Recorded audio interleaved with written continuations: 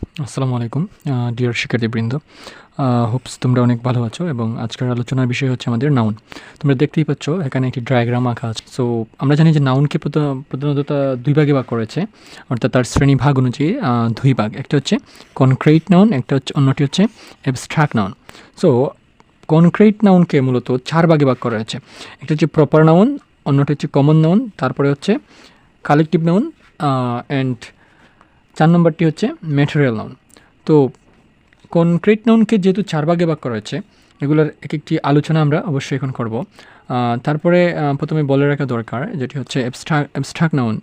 এটাকে কোনো ভাগে ভাগাভাগি করা যায়নি, তাই আমরা এটার আলাদা কিছু এক্সাম্পল আছে, কিছু শর্ত আছে যেগুলো দেখলে আমরা চিনব যে ওগুলো অ্যাবস্ট্রাক্ট নাউন।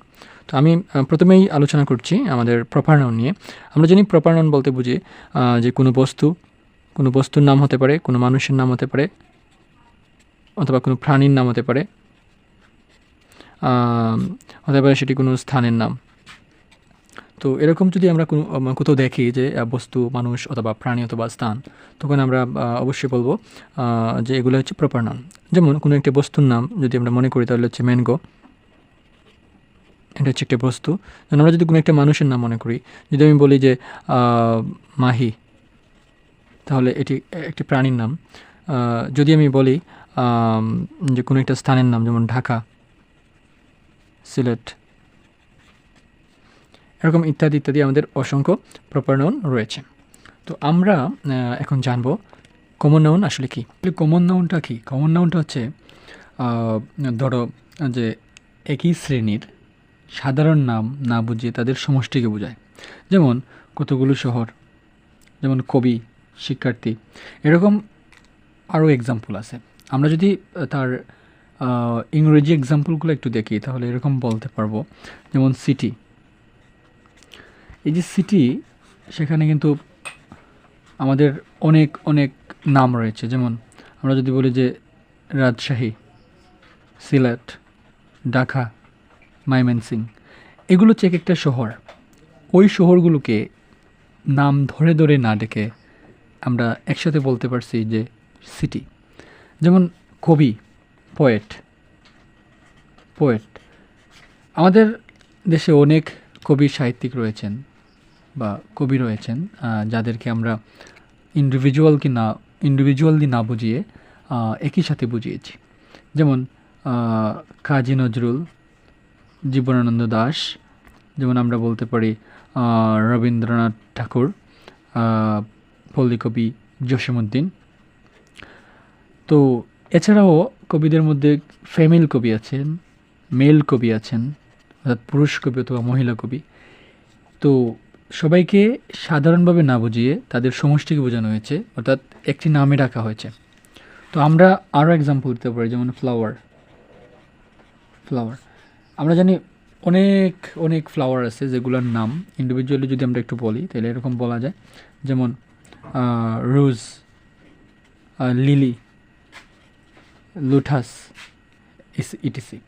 তো এই ধরনের সাধারণ নামকে ইন্ডিভিজুয়ালি না বুঝিয়ে একই সাথে বোঝায় এরকম শব্দ যদি আমরা পাই তাহলে আমরা বলবো ওইগুলো হচ্ছে কমন নাউন। তো কালেকটিভ নাউন ব্যাপারটা আসলে কী?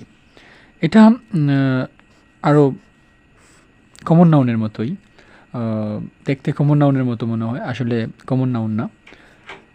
কালেকটিভ নাউন হচ্ছে যে কতগুলো নাউনের সমষ্টি, একটি গ্রুপ। এই গ্রুপ অফ নাউনকে আমরা বলতে পারি একটি কালেকটিভ ওয়ার্ড অথবা কালেকটিভ নাউন। যেমন আমরা বলতে পারি আর্মি, এটা কিন্তু একটা সামষ্টিক শব্দ, একটা গ্রুপ। যেমন আমরা সরাসরিভাবে একটি বলতে পারি, যেমন GROUP, গ্রুপ। আরও বলতে পারি যেমন ক্লাব। দেখো এখানে আর্মি হচ্ছে একটা গ্রুপ নিজেই একটা গ্রুপ। ক্লাব এটাই হচ্ছে একটা গ্রুপ। আমরা যদি বলি যে টিম, এটা কিন্তু একটা দল বা এরকম একটা গ্রুপ বোঝানো হয়েছে, একটা সমষ্টি বোঝানো হয়েছে। আমরা যদি বলি ক্লাস, তাহলে এটিও একটা গ্রুপ, কারণ প্রত্যেক গ্রুপে অসংখ্য অর্থাৎ ইন্ডিভিজুয়াল পার্সন অথবা ইন্ডিভিজুয়াল কোনো বস্তু হইতে পারে, কোনো জিনিস হইতে পারে, লাইক দ্যাট, এরকম কোনো কিছু সামথিং হইতে পারে। তো এই ধরনের ওয়ার্ডকে আমরা বলবো কালেকটিভ নাউন। আমরা রয়েছে ম্যাটেরিয়াল নাউন। তাহলে ম্যাটেরিয়াল নাউন কি? আমরা জানি ম্যাটার মানে বস্তু। এই যে ম্যাটার বললাম, ম্যাটার থেকে ম্যাটেরিয়াল চলে আসলো। তো আমরা এভাবে বলবো যে সকল নাউনকে ওজন করা যায় কিন্তু গণনা করা যায় না। আমি আবার বলছি, যে সকল নাউনকে গণনা করা যায় না কিন্তু ওজন করা যায়, সে সকল নাউনকে আমরা বলবো ম্যাটেরিয়াল নাউন। যেমন মিল্ক, যেমন আমরা আরও এক্সাম্পল যদি দেই, ওয়াটার, সুগার, রাইস, অর্থাৎ এগুলা গণনার অযোগ্য। এরকম আরও কিছু এক্সাম্পল যদি তোমরা পারো তাহলে কমেন্ট সেকশনে একটু দিয়েছে। তাহলে আমি তোমাদের কাছে একটু প্রশ্ন রাখতে চাই, প্রপার নাউন থেকে শুরু করে ম্যাটেরিয়াল নাউন পর্যন্ত যে সকল নাউন আমরা বুঝলাম, প্রত্যেকটি নাউনের একটি অথবা দুইটি করে এক্সাম্পল যদি তোমরা দিতে পারো তাহলে আমি মনে করব তোমরা এগুলো বুঝতে পেরেছো। আমরা এই মুহূর্তে অ্যাবস্ট্রাক্ট নাউনটি একটু দেখে নিই। আমরা জানি অ্যাবস্ট্রাক্ট নাউন মানে হচ্ছে গুণবাচক শব্দ। যেমন আমরা যখন পড়েছিলাম অ্যাডজেক্টিভ তখন আমরা কিছু গুণবাচক শব্দ পেয়েছিলাম, যেমন হ্যাপি, যেমন কাইন্ড, ব্যাড, গুড। এই যে এই শব্দগুলোকে আমরা গুণবাচক শব্দ বলি। আমরা তখন এই শব্দগুলোকে অ্যাবস্ট্রাক্ট বলতে পারবো, অর্থাৎ অ্যাবস্ট্রাক্ট নাউন বলতে পারবো যখন ওই শব্দের সাথে কিছু সাফিক্স যুক্ত করে দেই। সাফিক্সেস যখন যুক্ত করে দিই তখন এই শব্দগুলোকে আমরা বলবো অ্যাবস্ট্রাক্ট নাউন। সাফিক্স যুক্ত করলে যে শব্দের শেষে ওয়াই থাকবে সেই শব্দকে আমরা আই বানিয়ে দেব, অর্থাৎ HAPPIE, হ্যাপিনেস, যেমন কাইন্ডনেস, ব্যাডনেস, গুডনেস। এই শব্দগুলোকে আমরা বলবো অ্যাবস্ট্রাক্ট নাউন। শুধু এই শব্দ না, আমাদের আরও অনেক শব্দ রয়েছে যেগুলোকে আমরা গুণবাচক শব্দ বলতে পারি।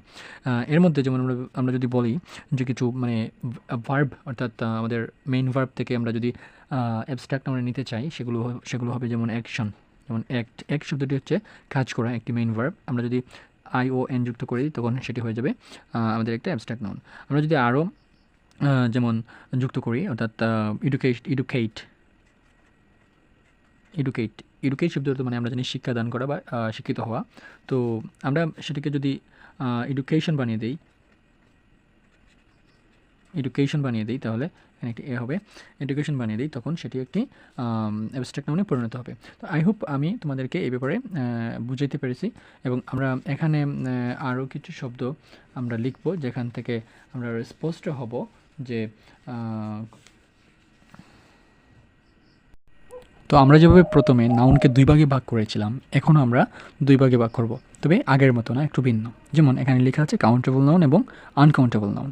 আমরা কাউন্টেবল নাউন মানে বুঝি যেগুলো গণনা করা যায়, এবং আনকাউন্টেবল নাউন বলতে বুঝি যেগুলো গণনা করা যায় না। তো কাউন্টেবল নাউনের মধ্যে আমি কিছু এক্সাম্পল এখানে লিখে রেখেছি, সেটা হচ্ছে পেন, ম্যাঙ্গো, পেন্সিল, বুক। তোমরা চাইলে আরও কিছু এক্সাম্পল কমেন্ট সেকশনে দিতে পারো।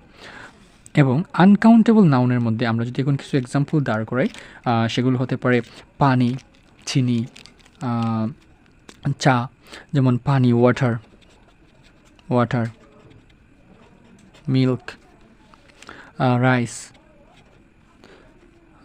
তারপর হচ্ছে হানি।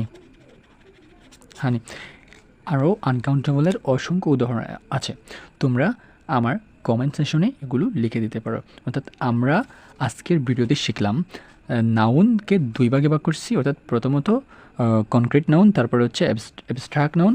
তারপরের অংশতে আমরা আলোচনা করেছি যে নাউন আবার দুই ভাগে ভাগ করে, অর্থাৎ কাউন্টেবল নাউন এবং আনকাউন্টেবল নাউন। আমরা যখন প্রথমে নাউনকে দুই ভাগে ভাগ করি তখন আমরা কি পেয়েছিলাম? আমরা পেয়েছিলাম একটা কনক্রিট নাউন এবং একটা অ্যাবস্ট্রাক্ট নাউন। অ্যাবস্ট্রাক্ট নাউনকে কোনো ভাগে ভাগ করা যায়নি, এবং কনক্রিট নাউনকে আমরা 4 ভাগে ভাগ করেছি এবং প্রত্যেকটা এক্সাম্পল শো করে জেনেছি। তোমরা প্রত্যেকটিকে ইন্ডিভিজুয়ালি আমাকে এক্সাম্পল দিয়ে, অর্থাৎ তাদের এক্সাম্পল দিয়ে বুঝাইতে পারো যে তোমরা বুঝেছো। ঠিক আছে, সবাই ভালো থাকবে, ধন্যবাদ, আসসালামু আলাইকুম।